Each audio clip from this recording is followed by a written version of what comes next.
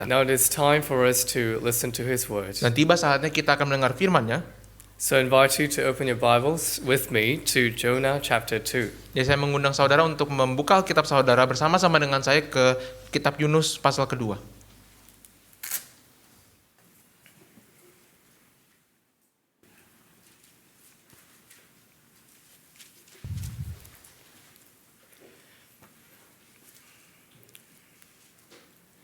If you remember from 2 weeks ago, Jonah had just been thrown into the sea.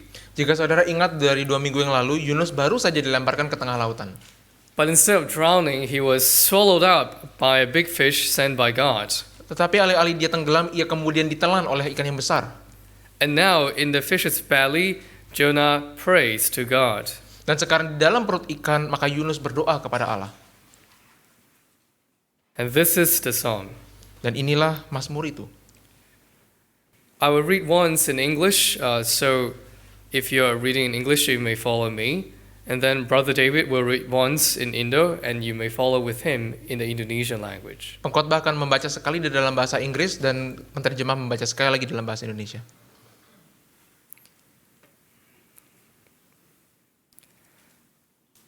Jonah chapter 2, verse 1. Then Jonah prayed to the Lord his God from the belly of the fish, saying, I called out to the Lord out of my distress, and he answered me.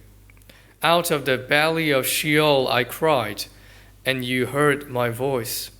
For you cast me into the deep, into the heart of the seas, and the flood surrounded me. All your waves and your billows passed over me. Then I said, I am driven away from your sight. Yet I shall again look upon your holy temple. The waters closed in over me to take my life. The deep surrounded me. Weeds were wrapped about my head. At the roots of the mountains I went down to the land, whose bars closed upon me forever. Yet you brought up my life from the pit, O Lord my God. When my life was fainting away, I remembered the Lord, and my prayer came to you, into your holy temple. Those who paid regard to vain idols forsake their hope of steadfast love. But I, with a voice of thanksgiving, will sacrifice to you. What I vowed I will repay. Salvation belongs to the Lord. And the Lord spoke to the fish, and it vomited Jonah out upon the dry land. Yunus 2. Berdoalah Yunus kepada Tuhan Allahnya dari dalam perut ikan itu, katanya. Dalam kesusahanku aku berseru kepada Tuhan, dan ia menjawab aku. Dari tengah-tengah dunia orang mati aku berteriak, dan kau dengarkan suaraku. Telah kau lemparkan aku ke tempat yang dalam, ke pusat lautan, lalu aku terangkum oleh arus air.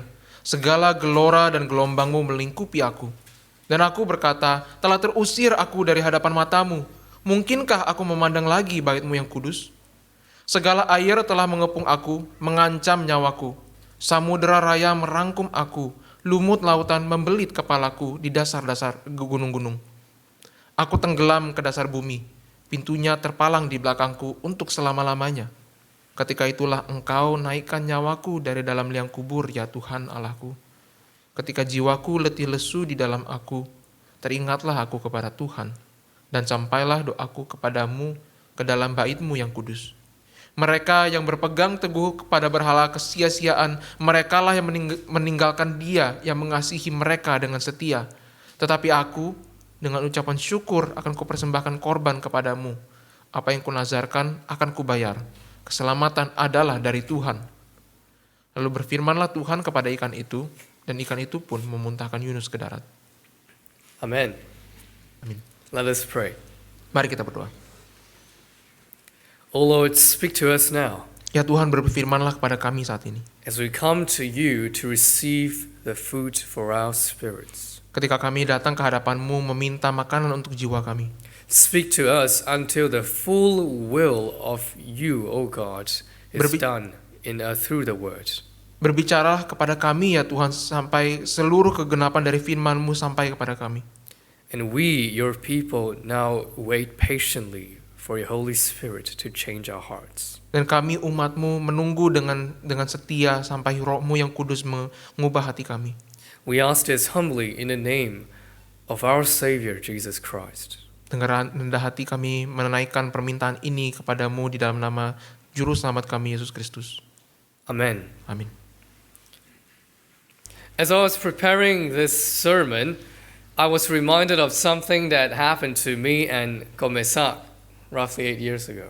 Ketika saya mempersiapkan khotbah ini, saya teringat kepada sesuatu yang terjadi antara saya dengan Komesak sekitar 8 tahun yang lalu. Back then, I was still very new to Reformed theology. Pada waktu itu saya masih sangat baru terhadap Reform teologi.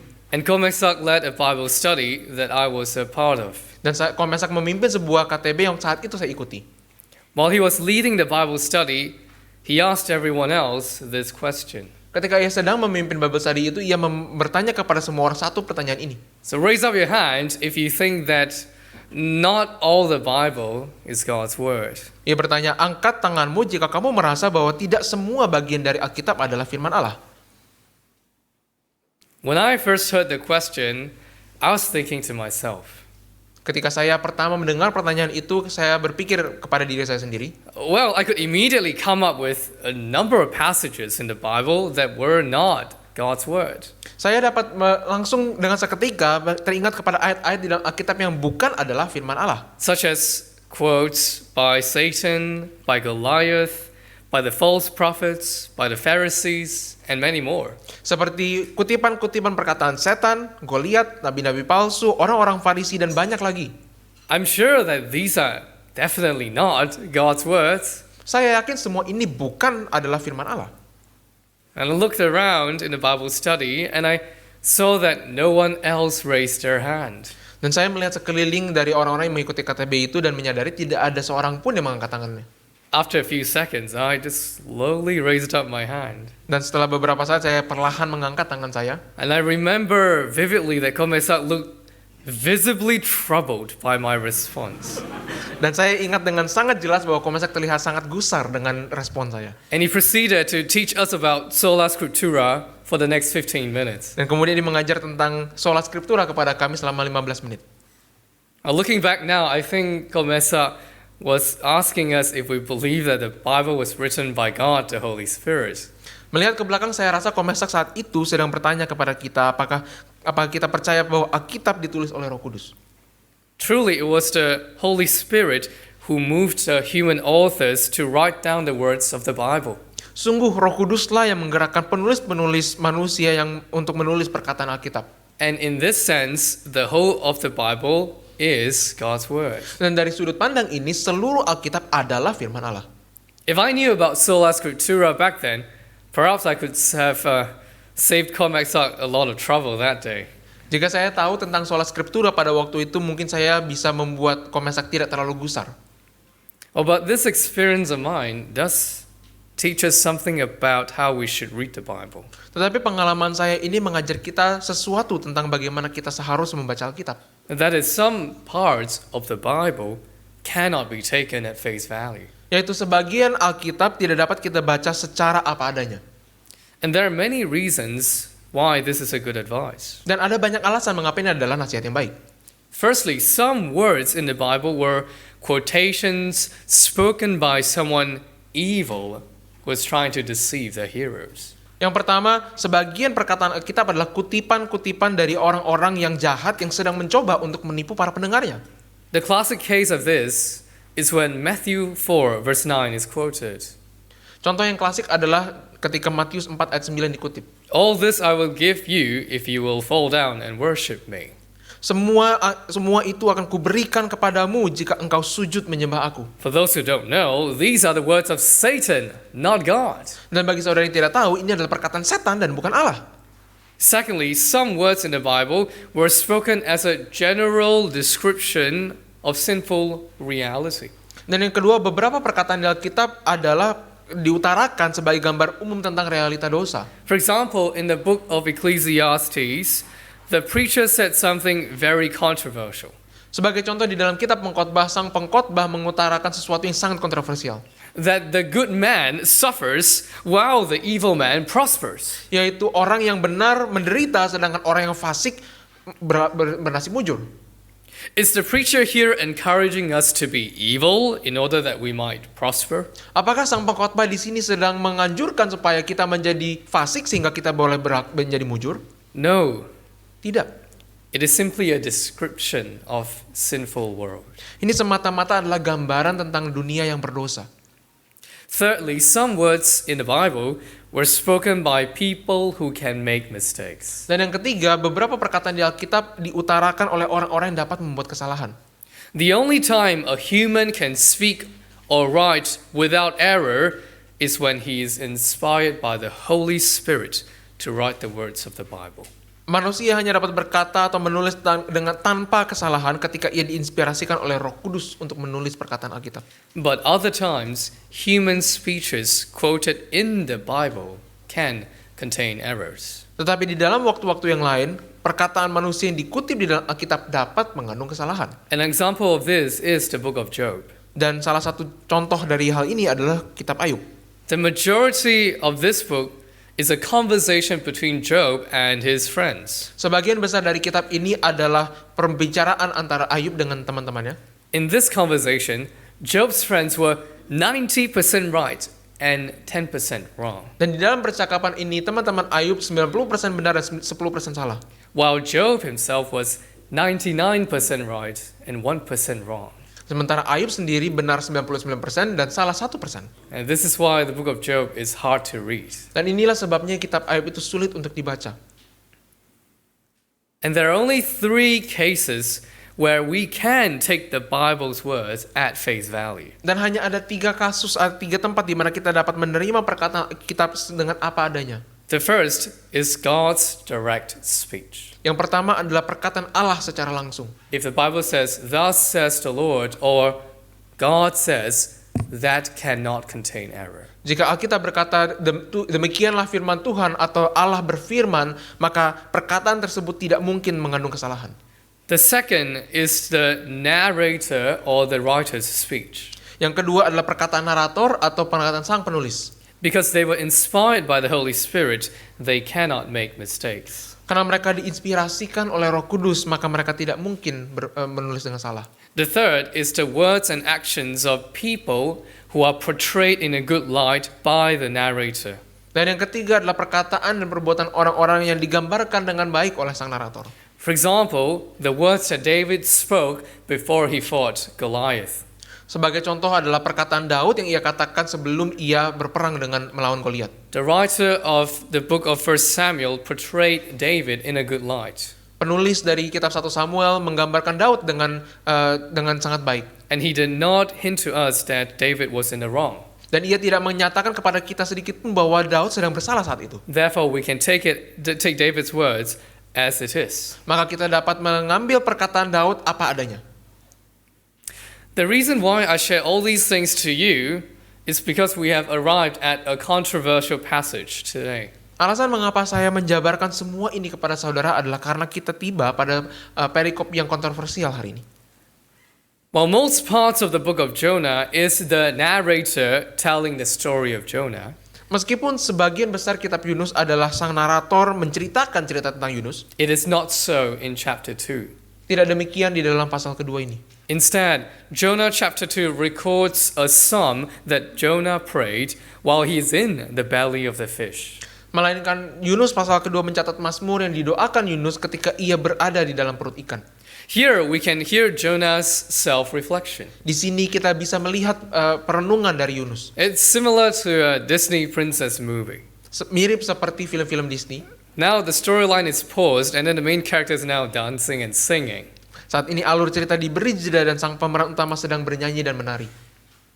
But we must be careful when we read this psalm. Tetapi kita harus berhati-hati ketika kita membaca mazmur ini. Because if you remember from 2 weeks ago, Jonah was no ordinary prophet. Sebab jika saudara ingat apa yang kita bahas 2 minggu yang lalu, Yunus bukanlah sembarang nabi. He is portrayed as a disobedient prophet. Ia digambarkan sebagai nabi yang tidak taat. God called Jonah to go to Nineveh and preach to the people there. Allah memanggil Yunus untuk pergi ke Niniwe dan berkhotbah kepada orang-orang di sana. But Jonah disobeyed God. Tetapi Yunus memberontak terhadap Allah. He hopped onto a ship and ran to the opposite direction. Ia masuk ke dalam sebuah perahu yang kemudian berlayar ke arah yang bertolak belakang. Throughout this entire journey, God gave Jonah many opportunities to rethink his own obedience. Sepanjang perjalanan ini Allah memberikan Yunus banyak sekali kesempatan untuk memikirkan kembali apa yang ia lakukan. But every time Jonah rejected God's commands and ignored his own responsibilities. Tetapi selalu Yunus mengabaikan perintah Allah dan mengabaikan tanggung jawabnya. In fact, Jonah was willing to die rather than to obey God. Bahkan sesungguhnya Yunus lebih memilih mati daripada harus menaati Allah. So Jonah allowed himself to be thrown into the raging sea. Karena itulah Yunus membiarkan dirinya dilemparkan ke dalam laut yang bergelora. But just as he thought he was about to die in the sea, God sent a big fish to swallow him up. Tapi persis ketika ia menyangka bahwa ia akan segera mati di laut, Allah mengutus seekor ikan untuk menelannya hidup-hidup. And he lived in the belly of the fish for 3 days and 3 nights. Dan kemudian ia tinggal di dalam perut ikan itu selama 3 hari 3 malam. Now imagine yourself in the position of Jonah. Bayangkan saudara berada di dalam posisi Yunus. You have clearly disobeyed God and tried to flee from his presence. Saudara telah dengan terang-terangan membangkang terhadap Allah dan mencoba melarikan diri dari hadapannya. As the only prophet in the entire history of the Bible who had done so, you know you deserve death. Sebagai satu-satunya nabi yang di dalam Alkitab telah berbuat demikian, saudara tahu bahwa saudara layak mendapatkan hukuman mati. But instead of putting you to death, God in His mercy preserved your life and did not give you the punishment you deserve. Tetapi alih-alih membunuh saudara, Allah di dalam belas kasihannya yang begitu besar memelihara hidupmu dan tidak memberikanmu hukuman yang seharusnya engkau terima. And in the fish, you have nowhere to run. Dan di dalam perut ikan saudara tidak punya tempat lain untuk melarikan diri. And you know there's no more hiding from God now. Dan saudara tahu bahwa saudara tidak dapat lagi bersembunyi dari Allah. If you are in the position of Jonah, being forced to face God after you have sinned against God, what would you pray to God? Jika saudara berada di dalam posisi Yunus, setelah membangkang melawan Allah dan kemudian dipojokkan oleh Allah, apakah yang akan saudara doakan kepada Allah? I think any sensible Christian would realize that it is time to confess your sins to God. Saya kira orang Kristen yang wajar akan menyadari bahwa ini adalah waktu untuk mengaku dosa kepada Allah. And after that, to repent. Dan lalu kemudian bertobat. But I would like to ask you to look at Jonah chapter 2 once again. Tetapi saya mau mengajak saudara untuk melihat Yunus pasal 2 sekali lagi. And locate the part where he confessed his sins. Dan saudara coba cari tempat di mana Yunus ini bertobat dan mengakui dosanya.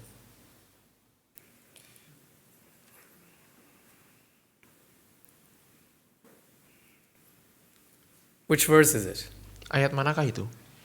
Do you realize that not even once Saudara sadarkah bahwa tidak ada satupun ayat yang menyatakan itu? did Jonah confess his sins in the belly of the fish? Bahwa Yunus tidak sekalipun mengakui dosanya di dalam perut ikan. Instead, what did Jonah pray about? Dan sebaliknya, apakah yang Yunus doakan? First, Jonah praised God for his sovereignty. Yang pertama, Yunus memuji Allah karena kedaulatannya. What did Jonah say in verse 3? Apa yang Yunus katakan di dalam ayat ketiga? Oh, you cast me into the deep, your waves and your billows passed over me. Telah kau lemparkan aku ke tempat yang dalam, segala gelora dan gelombangmu melingkupi aku. Jonah confessed that the Almighty God is the one who has the whole world in his hands. Yunus mengakui bahwa Allah yang Maha Kuasa lah yang memegang seluruh dunia di dalam tangannya. Whatever God commands, the whole universe will obey. Apapun yang Allah perintahkan, seluruh alam semesta akan taat. God has total control everything, and surely He also has control over Jonah's experiences. Allah memiliki kendali penuh atas segala sesuatu dan tentu saja Allah pun punya kendali penuh atas apa yang dialami Yunus. What else did Jonah pray about? Dan inilah yang Yunus doakan. What else did Jonah pray about other than this? Apalagi yang Yunus doakan selain hal ini? Other than God's sovereignty, he also gave thanks to God for His covenantal faithfulness. Selain dari kedaulatan Allah, ia juga mengucap syukur kepada Allah atas kesetiaannya di dalam perjanjiannya. In other words, Jonah thanked God because God has always kept his promises. Dengan kata lain, Yunus mengucap syukur kepada Allah karena Allah selalu memegang perkataan perjanjiannya. Never once did God fail to do what he promised to do. Tidak sekalipun Allah gagal menepati apa yang telah ia janjikan. In the opening of his prayer, Jonah addressed God by his covenant name, Di dalam pembukaan doanya, Yunus memanggil Allah dengan nama perjanjiannya, Yahweh.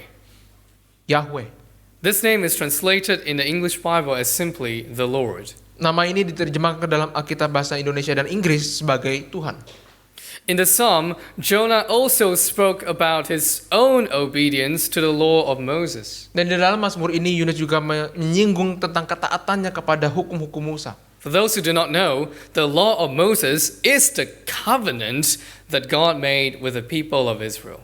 Bagi saudara yang tidak tahu, hukum-hukum Musa adalah perjanjian yang Allah buat antara ia dengan umatnya. So why did Jonah mention the covenant so much? Jadi mengapakah Yunus mengutip tentang perjanjian ini dengan demikian banyak? Because Jonah thought that God showed him mercy because God remembered his covenant. Karena Yunus menyangka bahwa Allah menunjukkan belas kasihannya karena ia ingat kepada perjanjiannya. The covenant that he made with the people of Israel. Yaitu perjanjian yang ia buat antara dia dengan orang Israel. That's what Jonah prayed about. Inilah yang Yunus doakan. Up until this point, there's nothing wrong about Jonah's theology. Sampai sejauh ini tidak ada yang salah dengan teologi Yunus. Indeed, God is sovereign. Tentu Allah berdaulat. Indeed, God will never forget nor betray his covenant. Tentu Allah tidak mungkin lupa atau mengkhianati perjanjiannya. What he promised, he will do. Apa yang telah ia janjikan, ia akan lakukan. And God had promised to show mercy to his people. Dan Allah telah berjanji untuk menunjukkan belas kasihan kepada umatnya. And God's mercy is shown so clearly when Jonah was swallowed up by the big fish. Dan belas kasihan Allah ditunjukkan dengan sangat jelas ketika Yunus ditelan ikan besar. So what's wrong with Jonah's prayer? Jadi apa yang salah dengan doa Yunus ini? Well, Jonah has not repented yet. Yaitu Yunus belum bertobat.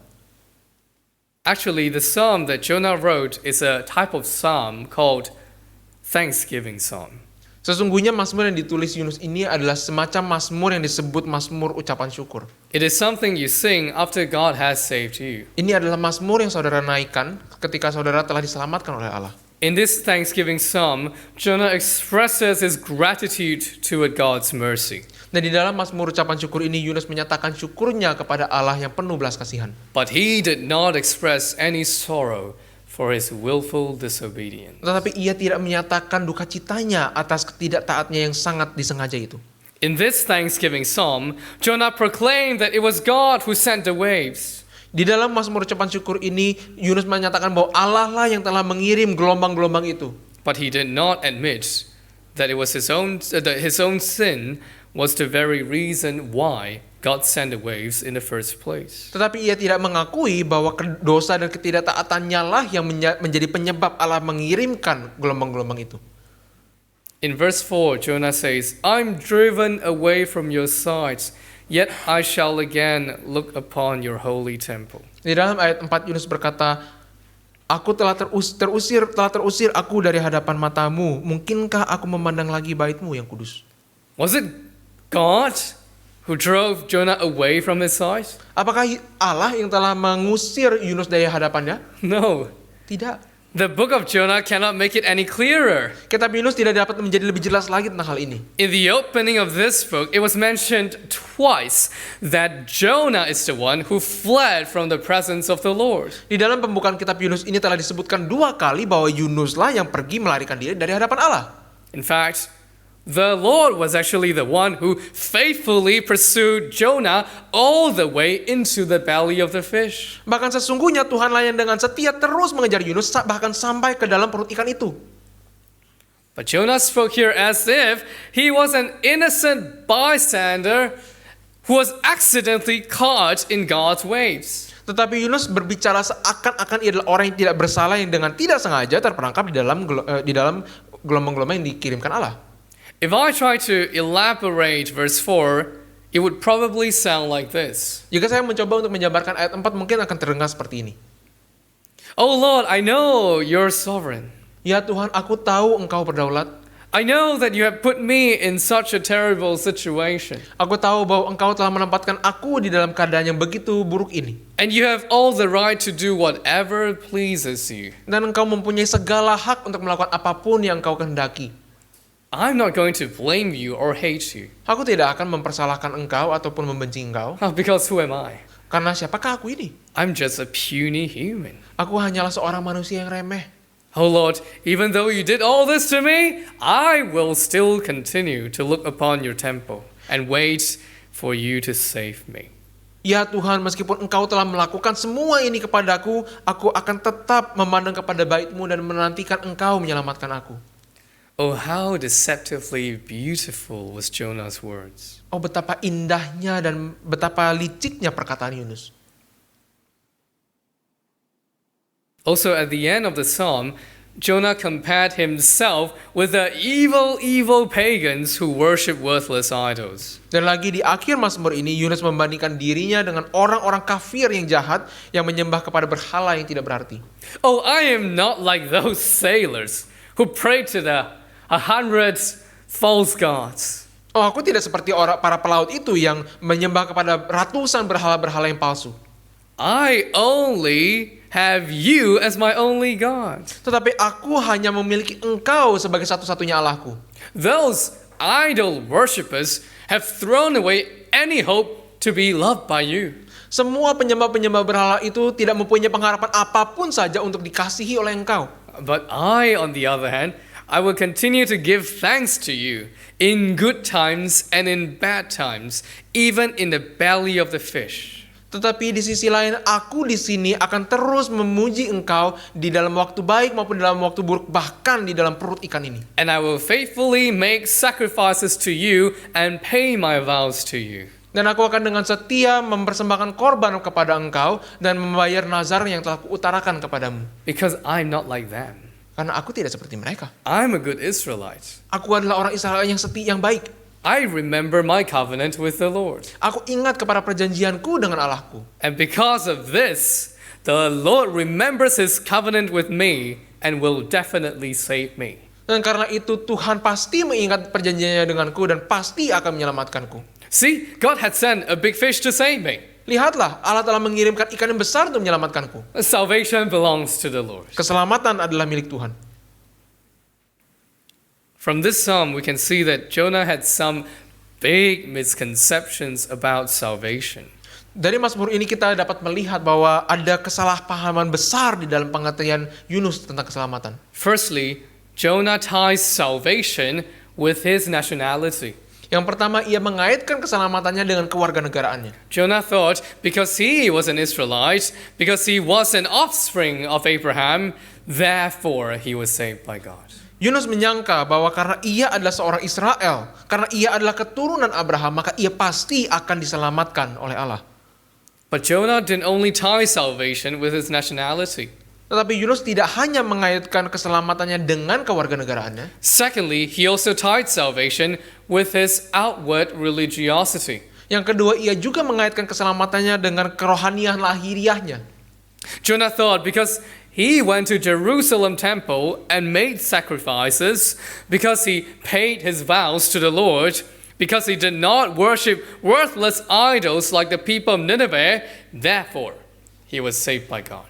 Yunus menyangka bahwa karena ia pergi ke bait Allah di Yerusalem dan mempersembahkan korban, karena ia menggenapi membayar nazarnya, karena ia tidak menyembah ilah-ilah berhala palsu seperti para pelaut itu dan tidak berlaku fasik seperti orang-orang Niniwe, maka pasti ia akan diselamatkan oleh Allah.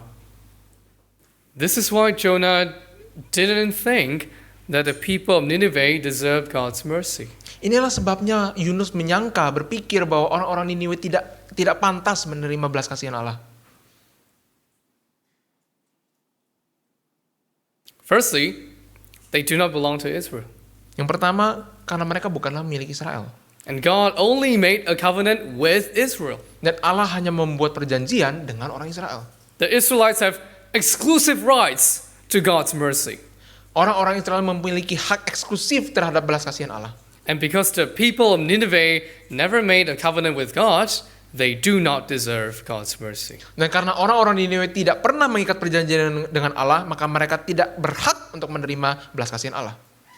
Secondly, the people of Nineveh, they don't worship God nor obey His laws. Dan yang kedua, orang-orang Niniwe pun tidak menyembah kepada Allah ataupun mengikuti perintah-perintahnya. If they don't follow what the covenant says, they should not get the covenantal benefits. Jika mereka tidak mengikuti apa yang dikatakan di dalam perjanjian, maka seharusnya pun mereka tidak mendapatkan berkat-berkat di dalam perjanjian. But Jonah, on the other hand, he follows the laws. Tetapi Yunus di sisi yang lain, ia mengikuti hukum-hukum itu. He goes to the temple of God to make sacrifices according to what the covenant requires. Ia pergi ke bait Allah untuk mempersembahkan korban seperti yang diwajibkan di dalam perjanjian. So if we ask Jonah, Jonah, why do you think God sent a big fish to save you? Jadi jika saudara bertanya kepada Yunus, mengapakah Allah mengirimkan ikan besar untuk menyelamatkanmu? He would proudly say, of course, it is because I am an Israelite. Ia akan dengan pongah berkata, tentu saja karena aku adalah orang Israel. In fact, more than that, I'm a good religious Israelite. Bahkan lebih dari itu, aku adalah orang Israel yang sangat baik dan rohani. But Jonah doesn't realize one thing. Tetapi Yunus tidak menyadari satu hal. The basis of God's mercy is not nationality. Bahwa dasar dari belas kasihan Allah bukanlah kewarganegaraan. In fact, it is not even obedience. Dan bahkan sesungguhnya itu juga bukanlah dasarnya bukanlah ketaatannya. The basis of God's mercy is nothing else but God's mercy. Dasar dari belas kasihan Allah adalah tidak lain dan tidak bukan adalah belas kasihan Allah sendiri. Mercy is by nature something we do not deserve. Belas kasihan pada dasarnya adalah sesuatu yang tidak layak untuk kita terima. The Lord says, I will be gracious to whom I will be gracious, and will show mercy to whom I will show mercy. Tuhan berkata, aku akan memberi kasih karunia kepada siapa yang kuberi kasih karunia, dan mengasihani siapa yang kukasihani. While we are talking about Jonah, I hope we're not too quick to judge him as if we're not just like him. Selagi kita membicarakan tentang Yunus, saya harap kita tidak terlalu cepat menghakimi dia seakan-akan kita tidak sama dengan dia. Like Jonah, it is so natural for us to think of our own sins as not that bad. Seperti Yunus, sangat mudah bagi kita untuk berpikir bahwa dosa-dosa kita sendiri tidak terlalu buruk. But when we look at others, we think their sins are so bad. Tetapi ketika kita melihat orang lain, kita menyangka bahwa dosa mereka sangat-sangat amat sangat buruk. What are my sins? Apakah dosa-dosaku? Is it pride? Kesombongan? Well, at least my pride doesn't affect other people. Setidaknya kesombonganku tidak mempengaruhi orang lain. So I guess it's not that bad. Jadi saya rasa ya tidak terlalu buruk lah. What else? Is it lust? Apalagi hawa nafsu? Well, I can keep it under control, so I guess it's not that bad. Aku dapat mengendalikannya, jadi saya rasa juga tidak terlalu buruk. What else? Is it greed? Apalagi, apakah itu ketamakan? Well, I've never actually put it into action, so I guess it's not that bad. Saya tidak pernah melakukan apa-apa tentang hal itu, jadi saya rasa ya tidak terlalu parah. Look at my sins. Lihat dosa saya. They're small, therefore God's mercy is enough for me. Lihatlah bahwa tidak terlalu banyak, maka tentu kasih karunia Allah cukup buatku. They're small enough to be forgivable. Mereka terlalu remeh, maka pasti dapat diampuni. I'm sure God understands my situation and will forgive me. Tentu Allah pasti mengerti keadaanku dan Ia pasti akan mengampuniku. But what about other people's sins? Tetapi bagaimana dengan dosa orang-orang yang lain? Look at them. Lihatlah mereka. The corrupt politicians and the rapists and the terrorists. Politikus yang korup, para pemerkosa dan orang-orang teroris. These people don't deserve to go to heaven. Orang-orang ini tidak layak untuk masuk ke surga. If they believe in Jesus and get away with all the evil they have committed, I will be so done with God. Jika mereka percaya kepada Yesus dan kemudian mereka luput dari segala kejahatan yang telah mereka lakukan, saya akan sangat muak terhadap Allah. We always have a way to separate our sins with their sins. Kita selalu mempunyai cara untuk memisahkan dosa kita dengan dosa mereka. But only when we understand how dark our sins are, will we understand how much we need God's mercy. Tetapi hanya ketika kita mengerti betapa gelapnya dosa kita, baru kita bisa mengerti betapa kita membutuhkan belas kasihan Allah. Because without mercy, you and I should have died under God's judgment. Karena tanpa belas kasihan Allah, saudara dan saya seharusnya mati di dalam penghukuman Allah. If the waves and the billows were there to display God's judgment, then the big fish was there to display God's mercy. Jika gelora dan gelombang itu menyatakan penghakiman Allah, maka ikan besar itu menunjukkan belas kasihannya. And the good news is God's mercy is greater than his judgment. Dan kabar baiknya adalah belas kasihan Allah lebih besar daripada penghakimannya. The big fish was sent to Jonah for one purpose. Ikan besar itu diutus kepada Yunus untuk satu tujuan, It was to teach Jonah about God's mercy. yaitu untuk mengajar Yunus tentang belas kasihan Allah. If the big fish did not come to Jonah, he would definitely drown to his death. Jika ikan besar itu tidak datang kepada Yunus, ia pasti sudah tenggelam sampai mati.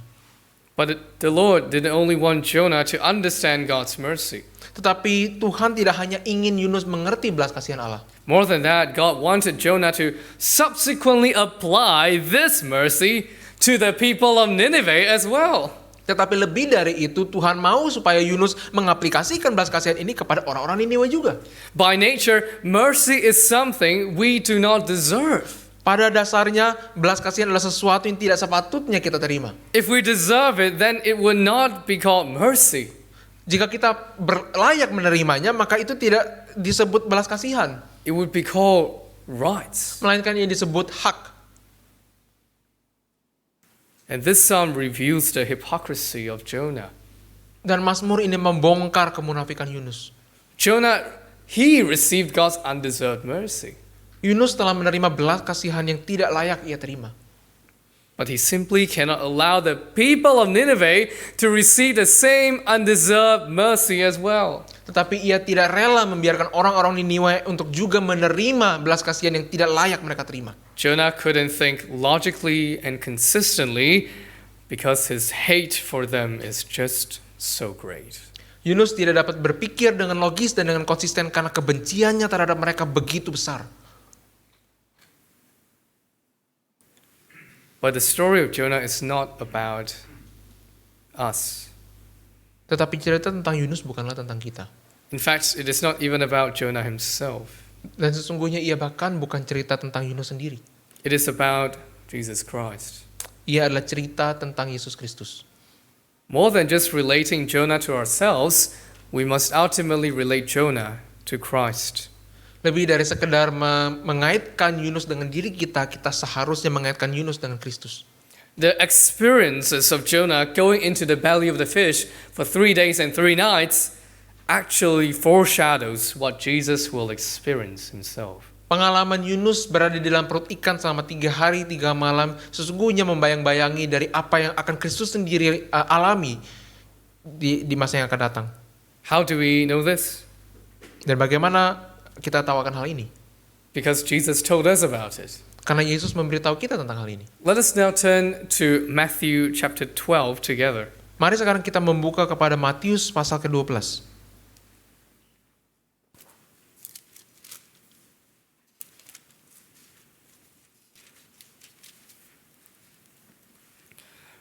We shall read Matthew 12 verses 38 to 41 together. Dan kita akan membaca bersama-sama Matius 12 ayat 38 sampai 42.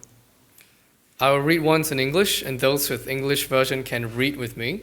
Dan saya akan pengkhotbah akan membaca dalam bahasa Inggris, dan saudara yang memiliki Alkitab bahasa Inggris boleh membaca bersama dengan saya. And then Brother David will read once in Indonesian, and those with the Indo version can read with him. Dan penterjemah akan membaca di dalam bahasa Indonesia, dan saudara dengan Alkitab bahasa Indonesia silakan mengikuti.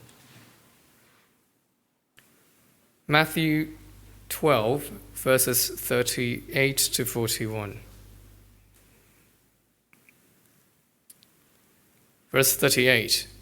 Then some of the scribes and Pharisees answered him, saying, Teacher, we wish to see a sign from you.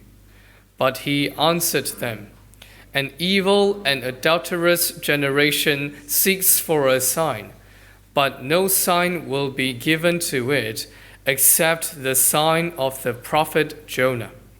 For just as Jonah was 3 days and 3 nights in the belly of the great fish, so will the Son of Man be 3 days and 3 nights in the heart of the earth. the man of Nineveh will rise up at the judgment with this generation and condemn it. For they repented at the preaching of Jonah, and behold, something greater than Jonah is here. Mari saudara-saudara dengan Alkitab Bahasa Indonesia membaca dengan saya Matius 12 ayat 38 sampai 41. Pada waktu itu berkatalah beberapa ahli Taurat dan orang Farisi kepada Yesus, "Guru, kami ingin melihat suatu tanda daripadamu."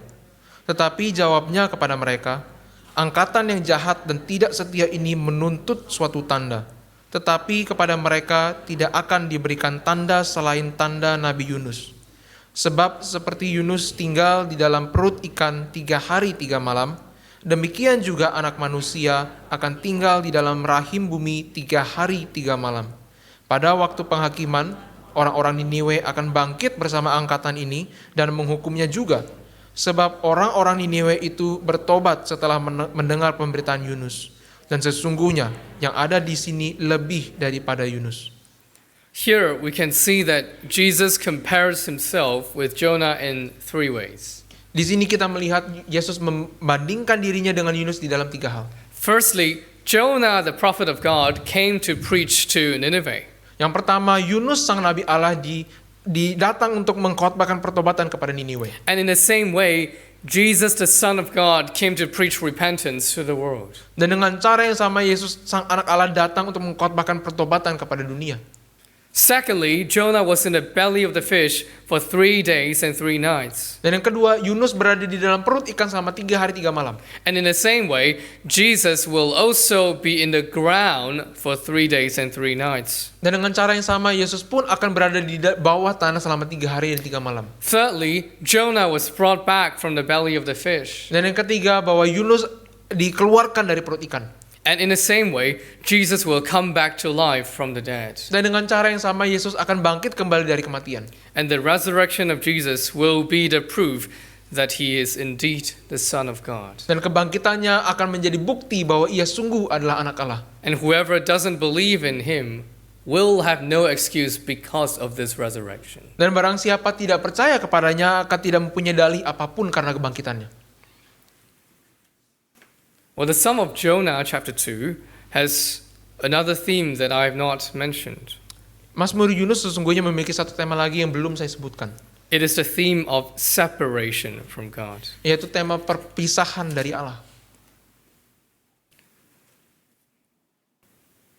In the psalm, you can see how Jonah expresses his feeling of being very far away from God. Di dalam Mazmur ini kita bisa melihat ekspresi Yunus merasa sangat jauh dari Allah.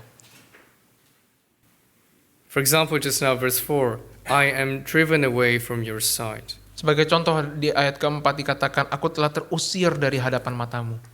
Well, of course, we know that Jonah deserved this. Tentu kita tahu bahwa Yunus layak mendapatkannya. Because he was the one who fled from God. Karena ia sendirilah yang melarikan diri dari Allah. Well, if you're trying to flee from God, of course you feel that God had forsaken you. Jika saudara mencoba untuk melarikan diri dari Allah, maka tentu saudara akan merasa bahwa Allah telah meninggalkan engkau.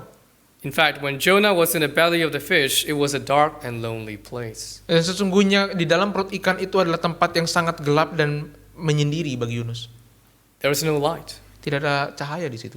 There were no sun and moon to show the time. Tidak ada matahari atau bulan untuk menyatakan waktu. And he wasn't sure how long he would be in the fish's belly. Dan ia tidak tahu berapa lama ia akan berada di dalam perut ikan.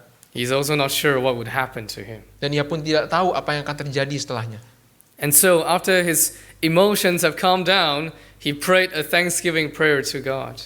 Dan setelah emosinya mereda, kemudian ia menaikkan doa ucapan syukur kepada Allah. But he heard no responses from God. Tetapi ia tidak mendengar jawaban apapun dari Allah. By the way, this experience is not normal for a prophet. Dan sesungguhnya pengalaman seperti ini tidak wajar bagi seorang nabi. Back then, prophets didn't only have direct access to God. Dan pada waktu itu, nabi bukan hanya memiliki akses langsung kepada Allah. They had direct two-way access to God. Mereka mempunyai akses langsung 2 arah kepada Allah. Whenever they talk to God, they can hear God's voice replying to them immediately. Setiap kali mereka berbicara kepada Allah, mereka dapat langsung mendengar suara Allah membalas perkataan mereka secara langsung. We see this kind of interaction, for example, in Prophet Samuel. Kita dapat melihat interaksi semacam ini sebagai contoh di dalam Nabi Samuel. When God sent Samuel to Jesse's home to anoint a new king, Samuel was asking God in his heart, Ketika Samuel diutus Tuhan untuk pergi ke rumah Isai supaya ia mengurapi raja yang baru, Samuel berkata di dalam hatinya, "Oh Lord, is this the new king?"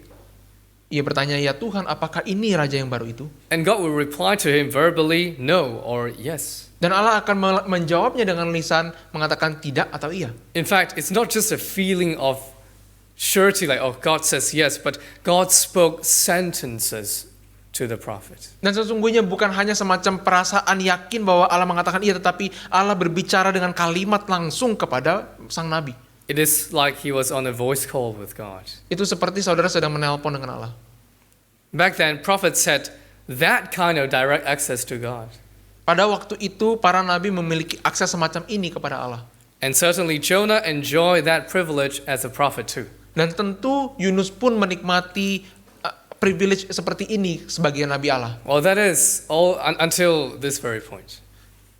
Dan hal ini terjadi kecuali sampai titik ini.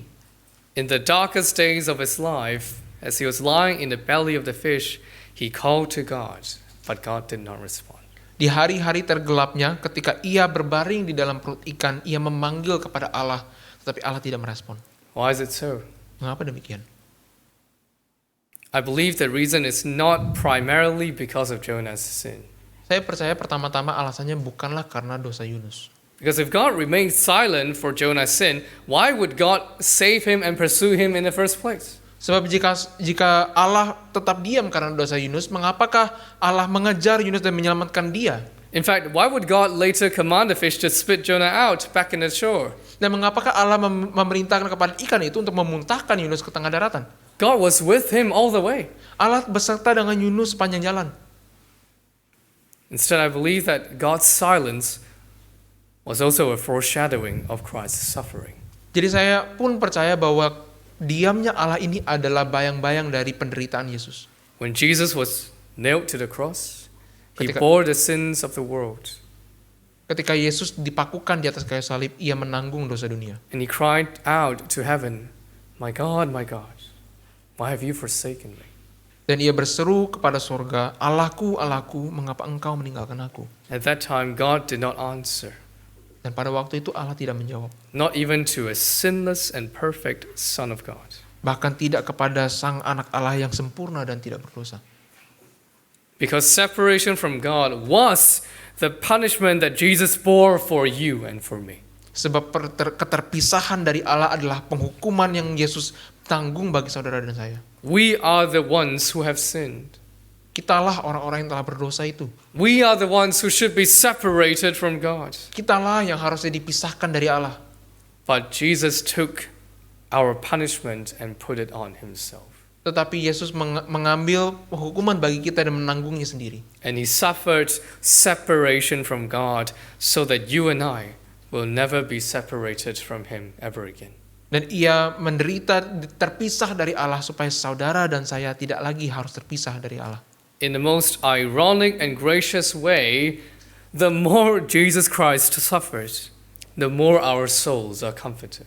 Dengan cara yang sangat ironis dan penuh anugerah, bahwa semakin Yesus Kristus menderita, semakin jiwa kita dihiburkan. Because his great suffering is a sure evidence that Jesus had paid for all our sins. Karena penderitaannya yang berat adalah bukti yang pasti bahwa ia telah membayar seluruh dosa kita. And not even one speck of judgment will ever come to seek my life. Dan tidak ada satu pun butir penghukuman yang akan jatuh mengejar hidupku. Truly, it is just as Isaiah 53 had said, "But he was pierced for our transgressions. He was crushed for our iniquities. Upon him was the chastisement that brought us peace, and with his wounds we are healed." Dan sungguh persis seperti yang dinubuatkan di dalam Yesaya 53. Tetapi dia tertikam oleh karena pemberontakan kita. Dia diremukkan oleh karena kejahatan kita. Ganjaran yang mendatangkan keselamatan bagi kita ditimpakan kepadanya. Dan oleh bilur-bilurnya kita menjadi sembuh. In this way, Jesus Christ is the better and greater Jonah. Dan demikianlah Yesus Kristus adalah Yunus yang lebih baik. dari Yunus yang lebih baik itu. And so Jonah chapter 2 ends with the prophet being vomited out by the fish. Dan demikianlah Yunus pasal 2 diakhiri dengan sang nabi dimuntahkan oleh ikan besar itu. But the story is not done yet. Tetapi cerita ini belum berakhir.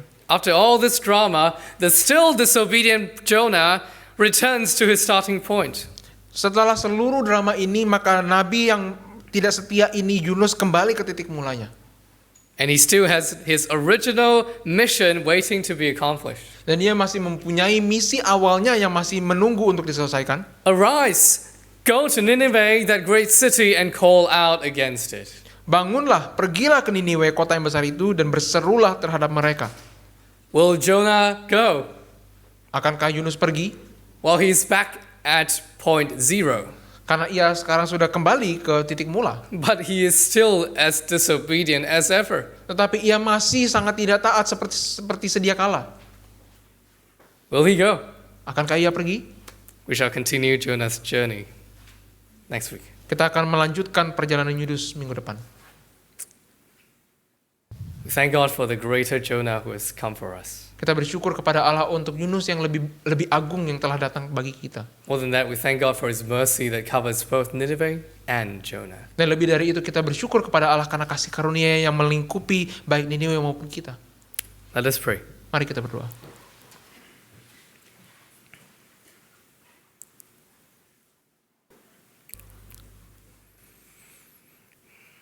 Our Father in heaven, Bapa kami yang di surga, through the disobedience of Jonah, we see how great your mercy is. melalui ketidaktaatan Yunus kami melihat betapa besarnya belas kasihan-Mu. In the same way, we can see how dark our sins are before your holy presence. Dan demikian juga kami melihat betapa gelapnya dosa kami di hadapan-Mu yang kudus. We thank you that you have come for us in flesh. Kami mengucap syukur kepadamu karena Engkau telah datang bagi kami di dalam daging. Oh, our Savior, Jesus Christ. Ya Tuhan Juru Selamat kami, Yesus Kristus. As we continue our journey in the book of Jonah, may you keep our eyes on your Son, Jesus Christ. Ketika kami melanjutkan pembahasan kami di dalam kitab Yunus ini, ya Tuhan, kiranya Engkau mengarahkan mata kami kepada Yesus Kristus anak-Mu, so that we may gain a heart of wisdom and joy. sehingga kami boleh mendapatkan hati yang berbijaksana dan bersuka cita. We ask this in the name of your Son, Jesus Christ. Kami meminta ini di dalam nama anak-Mu, Yesus Kristus. Amen. Amin.